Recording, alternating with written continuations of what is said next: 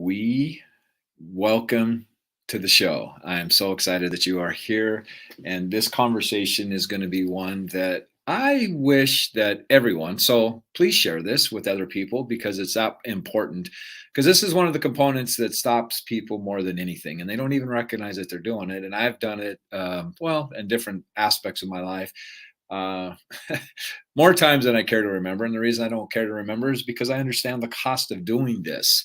And well, to the best of my ability, right? Because we do the things that we believe serve us. And see, if we don't understand how it serves us, it's going to continue. And see, what if, think about this concept. And this is what started me on this journey was living a life that demands rigorous honesty. And so I started on this journey because I knew the way that I was living my life was what was responsible for almost ending my sister's life and my own life. Right. And of course, me ending my own life was part of the plan. I didn't ever figure that I'd have my sister in that car, which is what really was the catalyst to get me to start seeing that I had some things that I had to look at, right? Because things I was creating major problems in my life. And since then, I've been able to take some of these strategies and methodologies and tools and work with 7, 8, 9 figure entrepreneurs and have them radically change their life, business, relationships, all of that.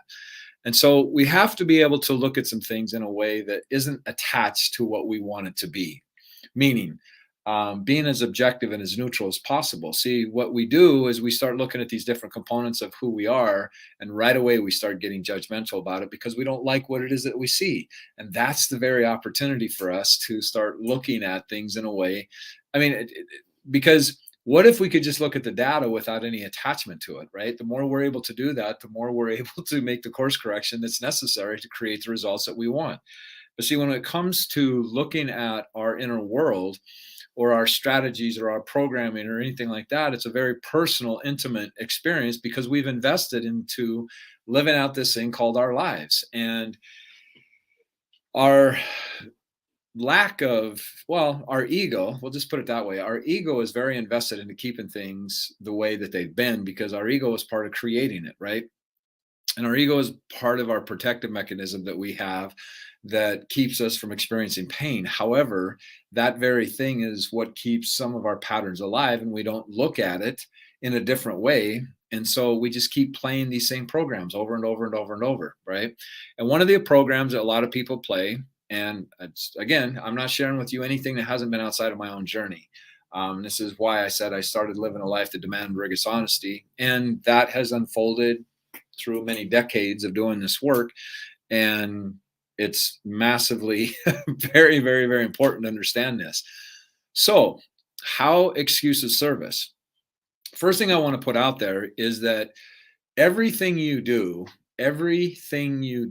or anybody else does, they do it because they believe it serves them. And it serves them in whatever way that they believe is what is necessary for them to understand that they have to do this in order to get the desired outcome, right? So you looking at things this way and not judging it, because as soon as you judge something that we do, it's going to get shut down and not really create a possibility for you to understand how is it serving you, right? Because the negativity is going to continue until we figure out how it serves us. So what's important about this is that we have all kinds of patterns, and the patterns were created at a time of our life where we did not have the cognitive ability to distinguish whether something was good or bad. That's more of a cognitive function of defining whether something's good or bad. So think about like most of these patterns that we created as a child, like 75% of what we know in our entire lifetime was by the age of 5, right? By the time we're 35, 90% of our life is automatic, which is our nervous system is just automatically runs these programs. So for us to start looking at things differently, we have to stop judging them and stop criticizing them and just recognize that all of this is part of how us humans are evolved, right? And the more we can look at that and really like look at the amazement of what it is, of how we function, then the more curious that we get and the more we are like start creating new possibilities. So like medical industry, not anti-medical industry. However, it's a model of the world.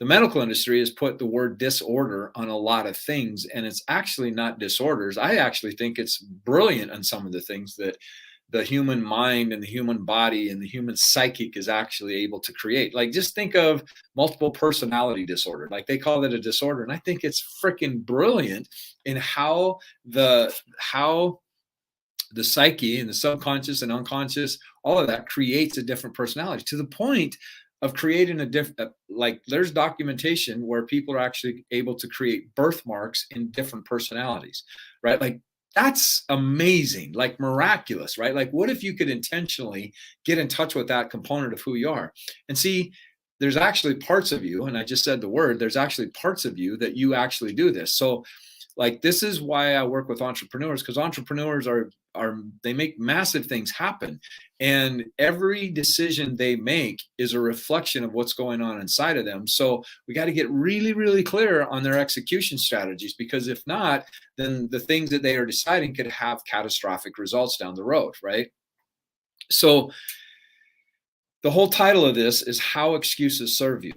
This is how excuses serve you. And again, everything that we do serves us. We just have to get really clear on understanding how a particular pattern or behavior or thought process or emotion or whatever it is serves us, right? And the more we're able to do that, the more we're able to do one of the most incredible, difficult things for people is to let go, to surrender, right? To surrender these familiar patterns, right? So how excuses serve us is it literally keeps us playing small. It keeps us from wanting to take responsibility.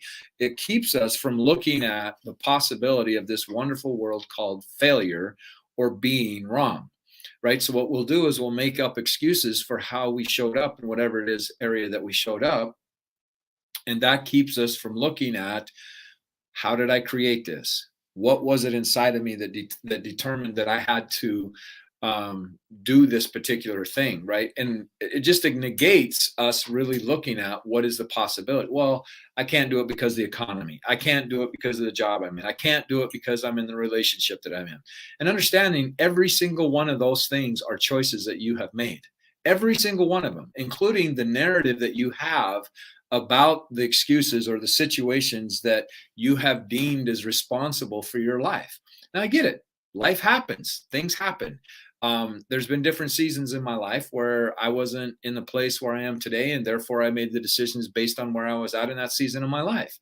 And today I'm in a different season and a different place in my life, and I make different decisions. So, however you deal with your past is really, really important in going forward. Because if you've had something happen in your past and it created a very unpleasant experience within yourself, then what you're going to do is that you're going to do everything you can to avoid repeating that, right? Or remembering that. Like, think of that word, remember, like reattaching yourself to that. So what we'll do is we'll come up with excuses that will keep us from moving through or letting go of that particular pattern or thought process or whatever it may be. Like, somebody, I mean, and I deal this with often. And one of the things that people have come to me and I talk to them, we have a strategy session. And then I feel that if possible, it's a good match that we move forward. And if they come up with the belief or the excuse, I don't have enough money, I recognize right away that this is a pattern for them, right? Like, how many things in your life do you deny because you just have an excuse that stops you from exploring new possibilities, right? Like, this happened to me, or this happened to me, or I believe this, or I don't have the money, or anything like that. And see, what an excuse is, it's a pattern that you play within yourself, and it's a strategy that you use to get somebody else enrolled into your narrative.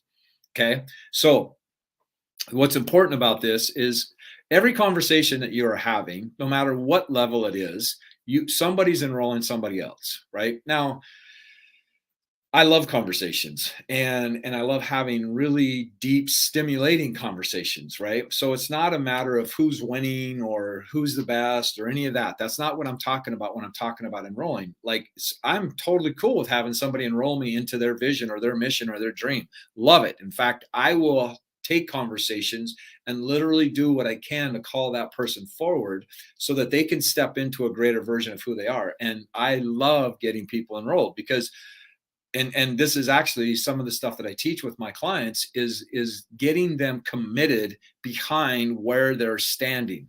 Otherwise, are you committed to your excuses, which you get something out of doing, or are you committed to what it is that you want to create, right? And so the very thing that excuses do is they neglect and negate taking responsibility for what you want to create, and you're accessing something in the past that you have defined as what is possible for you, right? Like think about what is possible for you rather than going, okay, so client comes to me and I'm going, okay, cool, this is what I believe would be a great strategy for you. And if they come back and say, well, I don't have the money to do that, I say, okay, cool, I understand that. What is possible for you? And it's amazing, just asking that question gets them to open up different possibilities within themselves, because so many people access immediate, and it's also based on some of the subconscious stuff that's going to come up that's going to keep them in the state that they're in, right? So instead of looking at excuses like this happened to me in the past, okay, what does that have to do with the present, right? Like, what does that have to do with the future, right? It's because you keep accessing and remembering, reattaching yourself to something that happened in the past. Now, I get it. We're not talking trauma, abuse, victimization. All these things are part of what we keep accessing as long as we're not willing to transcend the emotion that's attached to it. Now, friends, understand, I still have PTSD in my life. Okay. It's something that I work at every single day by meditating, journaling, being coached, coaching, all that stuff. But it doesn't dominate my life like it used to in the past, right? Like I was on bipolar meds for 10 years.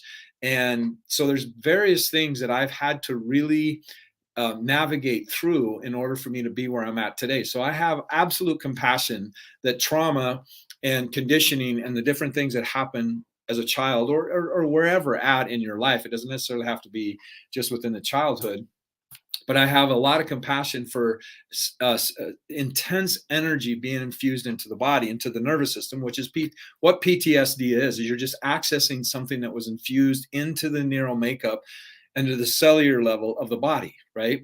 So, okay, because I could just use an excuse of when I started in considering a possibility of giving up bipolar meds. Well, it's medically proven that you cannot get off bipolar meds. In fact, one of the side effects of being on bipolar meds is that you'll want to get off the meds. Right? Like I had all the excuses in the world to validate, and I could medically back up me saying I couldn't get off bipolar meds. Okay. However, I seen some things that were happening to me. And because I'm very in tune with who I am and I understand, like I said, I've been studying my ego for a long, long time. I started seeing some different things that made me question and go, And because I did that, I opened up an entirely different world into what was possible as far as me getting off of those meds. Okay. Now, I'm not a doctor. Do not recommend getting off the way that I got off.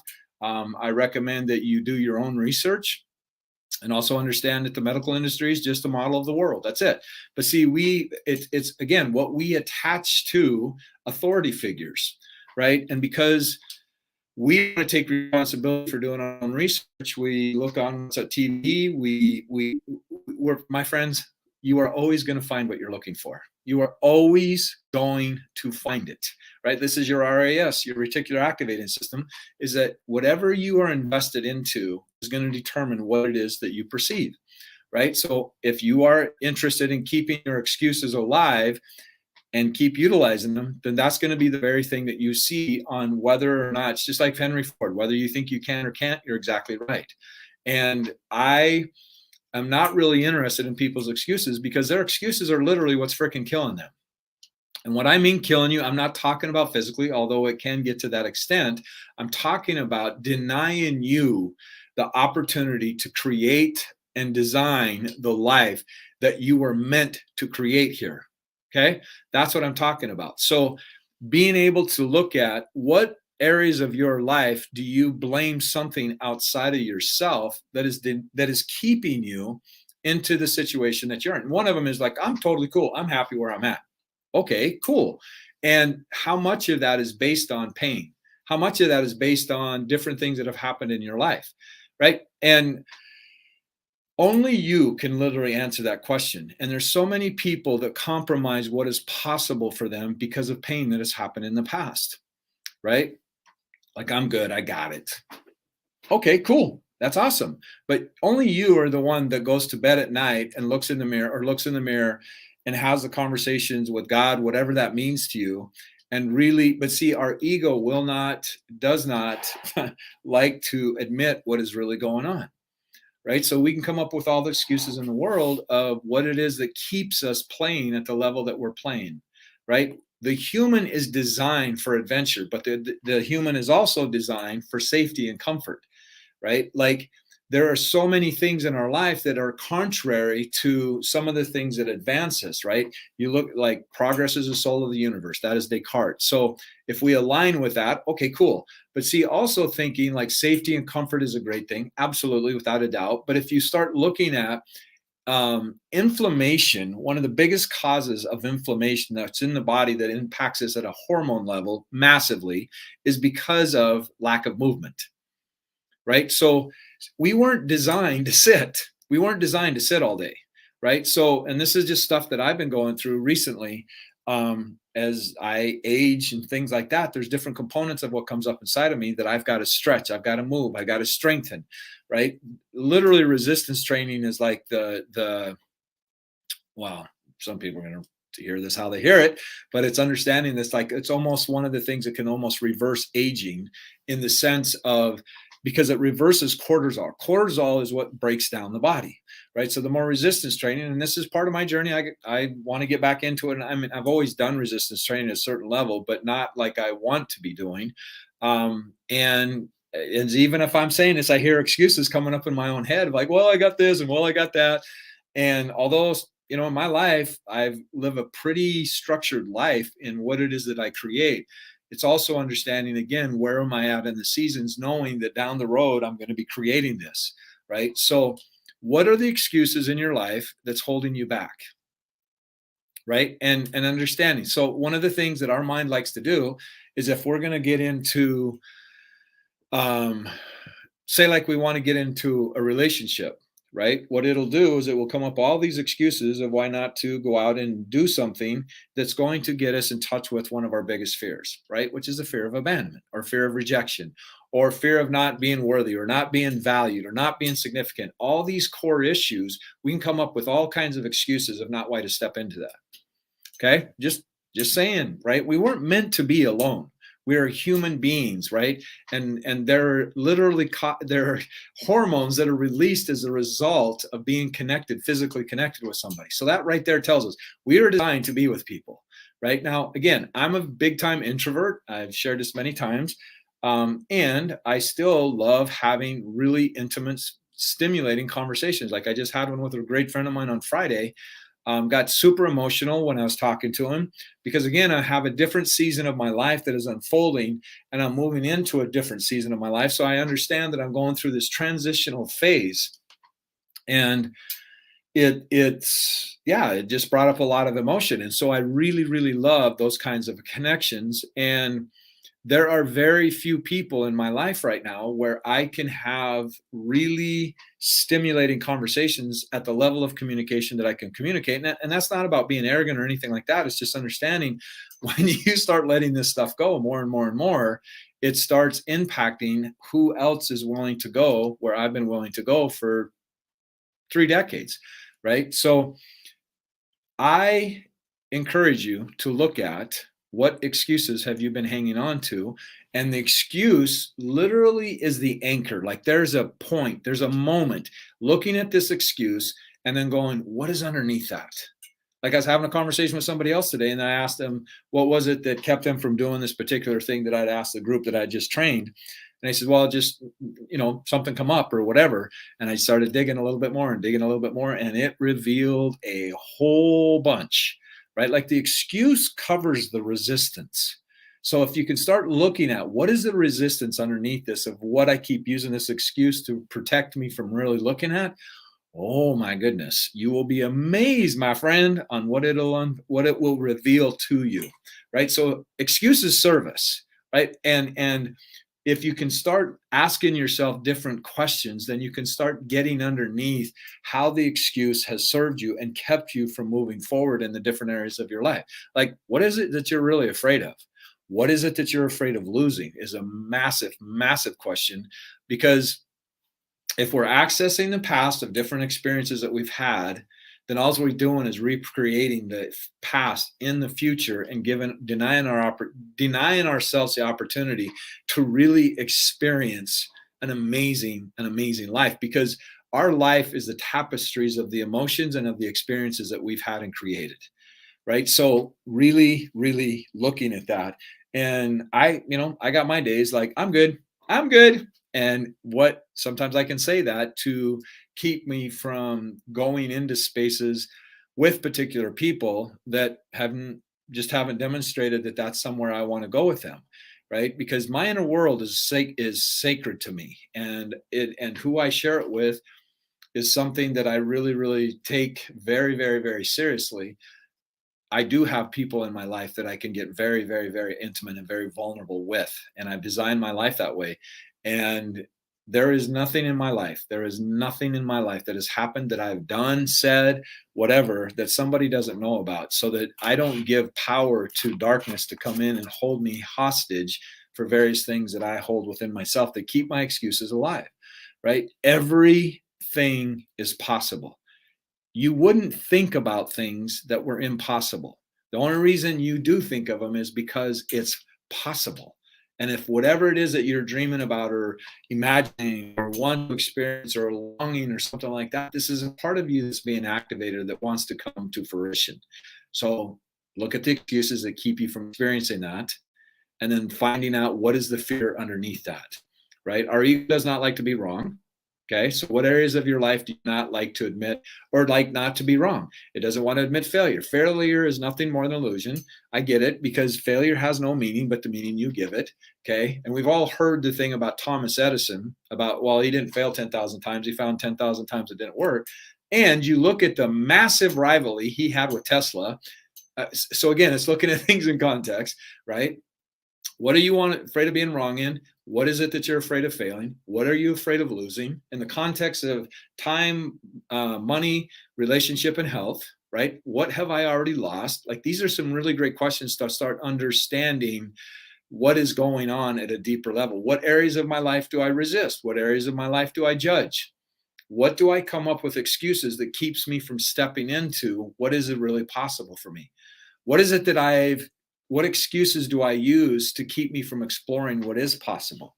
Like, there's all kinds of people out there in marriages that are just relationships. Let me just use that word, relationships, which also mean in jobs, friendships, things like that, because they're not willing to look at their own resourcefulness to create the life that they really want to create. Because the comfortable, the familiarity has gotten more important than understanding what can be created, right? So look at those questions, my friends, and really dig deeper in finding out what is the resistance, right? And you can look at this by how you judge other people, right? Because judgment is nothing more than something we use to protect ourselves, right? So how you judge other people is really how you're judging yourself, right? So if you can look at these opportunities as teaching moments and notice moments, then you can go, oh my gosh, yeah, it's right there, right? Instead of going, I wish I didn't do that. Well, okay, what is it about this situation or this person that you are judging? What's underneath that? And just dig deeper and deeper, and you will be amazed at the different things that will happen, right? So find out more about this. Be sure to join me over in the potentialzonegroup.com. Amazing things are happening over there. I'm putting a lot of more of my content in that. And I don't know how much longer I'll actually be doing these shows like this at this level. And also be sure to sign up for the Mastering Potential workshop that I'm going to be doing. You can do that at masteringpotential.com.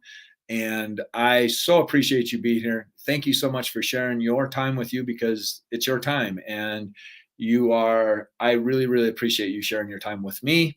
And I hope that you have an incredible, incredible day. And as always, my friend, live like your life depends on it, because it does. And you deserve the best. And I appreciate your time. Much love, my friend. And we'll see you next time.